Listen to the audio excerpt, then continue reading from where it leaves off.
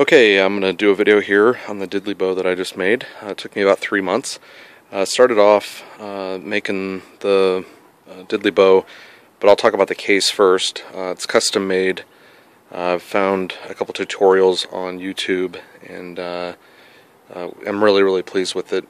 I'll talk about a couple things that I would do differently on the next one, but kind of get into it here. So I started off with my dog tags, my mountain ranger Diddley bow. It's for my buddy MacKelcan. He's an artist in South Carolina, and it's a tribute to his father who recently passed away. Go ahead and open it up. I had never made anything like this before, so I've learned a couple things from a friend now that is an upholsterer that I would do differently. But I'll pan back here. I used 1/4-inch wood for the sides, and then 1/4-inch here as well. I kind of wish I had used 1/2-inch. I had to use my bench grinder to grind all the screws down, which works out okay as long as you don't have to take them out. You can see here it's kind of pulling away now from the frame, but and also I wanted to do a clasp to keep the box open, the lid kind of at an angle like this, but I can't really find a mounting point because I don't want the screws to go through the frame. The other thing I would do differently is the insert here. I would use what's called a jit board. I didn't do that. I like the pillow case. I made the case a little bit larger, not really knowing. I think the next time around I'll make it a little bit more snug, but I think it turned out really great. The colors are great. I wanted it to look pretty old-timey, 1920s suitcase. I used an awning material for the exterior, and then some type of, I don't know, softer plush material on the interior. There's a piece of walnut that holds the piece up. I also have a notch out right there to hold the guitar strap pin, and then another pillow that rests. So the whole thing, when it closes, it's pretty tight. I think when I ship out, I'm going to tune it down and then add some air bags for shipping in the interior. The other thing I'd like to be able to source, that's a plastic handle. I'd really like to do a leather handle. But all in all, I'm really pleased. It's funny, I was looking at all sorts of cases, ukulele, small guitar, even gun cases, and what deterred me was the price. And funny enough, I ended up spending about $100 on this when the gun case I was about to buy was about $70, and the reason I didn't buy it was because I didn't want to spend that much money.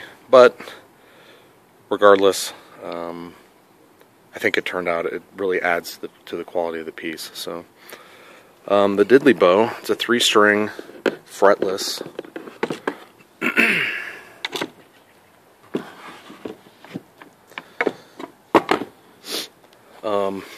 Took me about 3 months to make. I saw a video online. I really liked this guy's idea of being able to have a compartment on the inside to store. He had a kazoo and a couple other things. I really liked that idea. I found this at a local Goodwill for like $2. It's a jewelry box that was made in Japan. You can see the interior here. It kind of has like this old vintagey velvet interior. I believe the top is cherry. You can see it's overlaid onto oak. The interior side panels are oak, and then the base is oak as well. So took me a while. This thing, I had to really clean it up a lot. But all in all, I'm pretty happy. Originally I thought that it was going to be too thick, the wood, to resonate and to create really rich sound, but ended up working really great. Again, there's my logo, Mountain Ranger, couple clasps that hold it together. Found those, I think, at Hobby Lobby. I clad the thing on the outside here to just give it a little detail in some brass material that I found at Ace Hardware. I also had to add a second piece here. You can see it sandwiched in the darker walnut.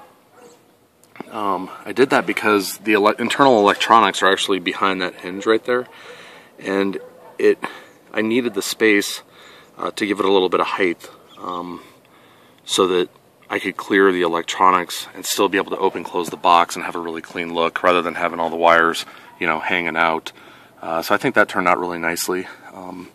The neck is actually one piece of dark walnut. I would take it apart for you, but I can't. It's carved out, this section here, so from here to here it's carved out, and then the neck goes all the way through the base here. You can see I left a little hole kind of for like a resonator. That goes all the way through to this back piece here. And originally I was going to glue this on, and then have it make it look like it's one seamless piece. I decided not to do that because I didn't know if I put the pickups in the right spot. So I wanted the ability to take it apart just in case. Also, I think it works better if you wanted to mess with the strings a little bit more. And I think the hardware that I used to clasp it worked out fairly nicely. It's just a couple screws that go all the way through. And you can see the back for the guitar strap. That being said, the neck, I went with the square neck. After doing a lot of research, I think I like the look of it better. Traditionally, from what I gather, the square neck is meant for lap, kind of tabletop sitting, and then a rounded neck would be for more of a stand-up guitar to use with the strap. The intention is to use this with the strap. Matt's on stage a lot, and I think I don't think he'll be sitting down. You could, but the weight of it is a little awkward. I thought about building like a little kick-out stand right here so that when it was sitting on a table that it wouldn't move, but I decided against it because I think it was already pretty ornate, and I didn't want to keep just adding stuff to it.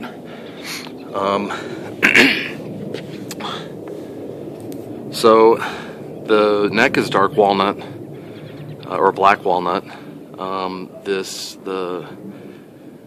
Where the tuning pegs are, it's actually hackberry from South Carolina. I kind of wanted to keep a little bit of southern roots in it, no pun intended.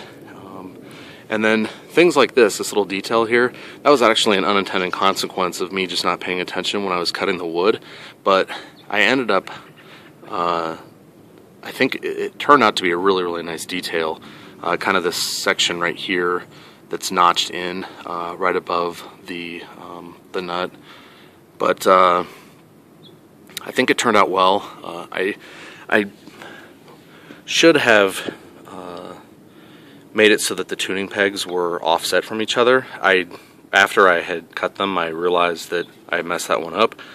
But it worked out, and I elected not to use eyelets to control the strings. I think the bolt that I ground off the head of, it seems to be doing the trick. I mean, I wailed on it, and none of the strings have popped out. For the bridge, I used a doorbell from Home Depot, and then I sandwiched in a couple pieces of the dark walnut, the black walnut, with the hackberry in the middle, just to kind of give it a little bit more detail. Give you a side angle. When I did it, kind of messed up. I didn't center it exactly perfect, which you can tell because this string right here isn't straight coming in. I kind of had to angle it, but oh well, c'est la vie. Things that I would only know. If you picked it up, you probably wouldn't pick up on that very quickly. And I'll turn it around here. Dave at Colfax Guitars told me what this knob, this volume pot control knob, is from. It's supposedly a rare knob because of the rubber around the exterior. I can't remember what it's from, but he seemed to think it was pretty cool, so I went with that, kind of with the gold as well. And then my 1/4 inch pickup there on the side, and it gets pretty loud. I actually put two, I just used the Radio Shack pickups. There's one sitting right underneath the bridge, and then there's one right here, and it gets really, really loud. So I'm pretty happy with it. I don't really know how to play it, so I can play it pretty poorly. I'll post another video of Matt playing it so that you can see someone that actually knows what they're doing. But I think right now I have it tuned to GDG, I believe, but it might be a little bit out of tune. But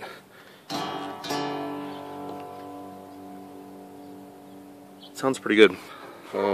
Anyway, went a little over the top, but like I said, it was a tribute for Matt's father, and thought that going over the top was the right thing to do. So anyway, hope you guys like it, and email me if you have any questions. Thanks.